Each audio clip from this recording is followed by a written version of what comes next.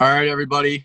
Welcome back to the Offbeat Sports Podcast. Today we're joined by Celtics forward Semi Ojeleye. Thanks so much for joining us, man. Really appreciate it. I appreciate you having me on, man. Thank you. So the first question I have for you, what are your thoughts on the NBA bubble scheme and the rules? And do you think they're fair and doable for all the players? Uh, yeah. I mean, first of all, I think we have to recognize everybody has their own situation, and they have to do what's best for them. Like some guys want to play, some guys don't want to play. Guys have families and different concerns. So for me, I want to play, want to continue to do it safely, and if guys don't want to play, I understand and respect it. Secondly, I think they're gonna do their best to try to keep us there and keep us safe. And with what they know about COVID, they're trying to get us to not leave, try to keep us on campus. And I think that's the best idea. But in practice, it's gonna be tough.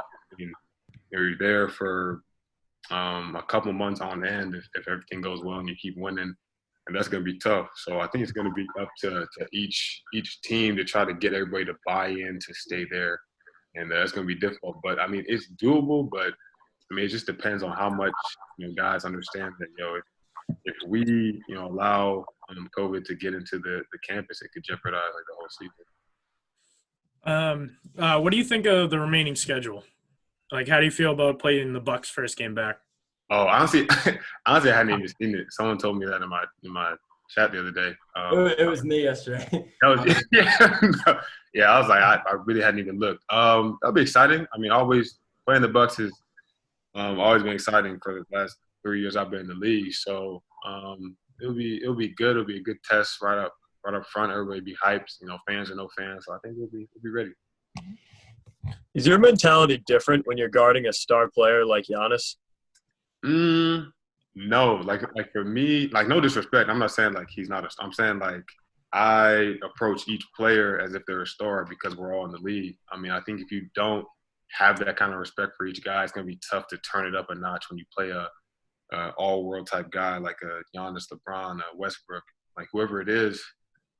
If you don't, have that same respect for everybody, you're just going to get cooked.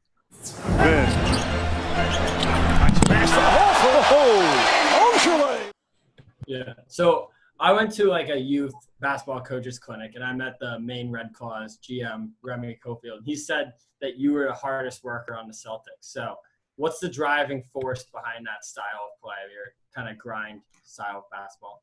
I mean, for me, it is. It just goes back to when I was young and I was watching my brother work. He grew up and picked up basketball late, about 13 years old, which is pretty late for any kid to start hooping. And I just saw him grind every single day. And eventually, he was able to walk on to K-State, stop playing ball and went to the work field now, into the corporate world. But for me, I took that from him, and I was like, if I can, put in that much work every single day, and with whatever gifts I get, I could take this far and make sure that when I'm done hooping, I can say I left it all out there. So that's what I try to do, and it's been working. Yeah, absolutely. With the style of play that you hold and the experience you've had in Portland with the Red Claws and everything else that you've done in your NBA career, do you hold any kind of a mentor role for the younger players as they come up through the system? I think it's definitely our responsibility. Once you get past where they are to try to help them out. And Grant, Rome, Trey, Taco, all great guys. Carson, every single one, they listen and you can see that they just want to get better. And I literally remember, being a rookie and wondering about can I get a ride here? I'm getting my apartment set up, all these different things that go through your head. And that can be tough to focus on that. Meanwhile, trying to get your game right. So our job as older guys is just trying to let them know hey, you will get through this, and we're here to lean on with any questions you've got. So I mean they're great. They work hard, and like I said, once you go through that, you know how tough it is. So you just try to look back and help them get to where you. I got Go one. ahead. How do you feel about the hype around Taco, and how do you think he deals with that?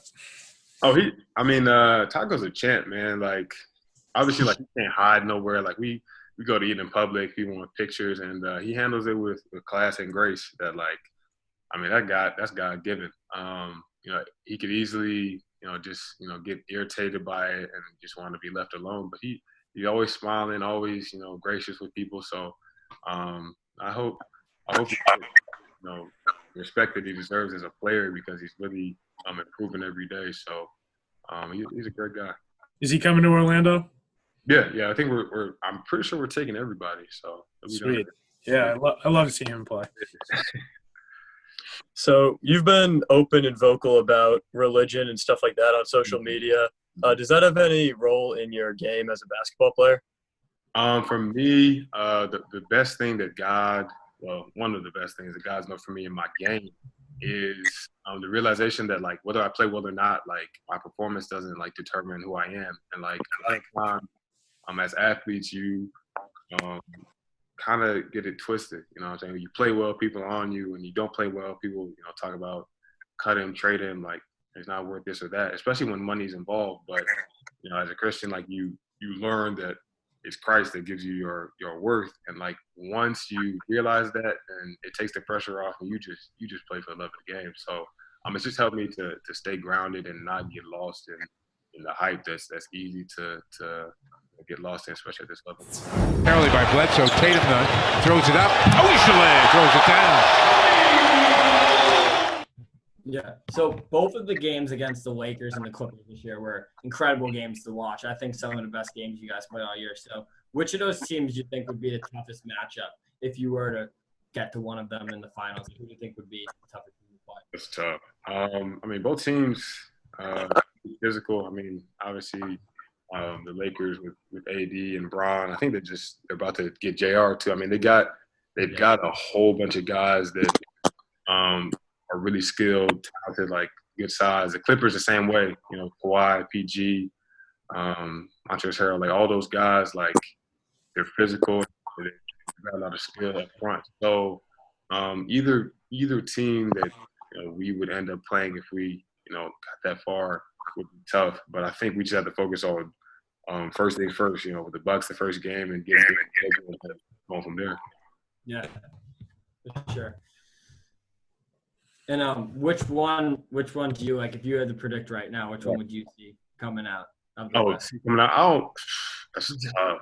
Obviously LeBron, like, he just has that pedigree of, like, leading his team out. So you can't really count him out at any point, as we saw firsthand a couple years back. So that might be the team that comes out of the West.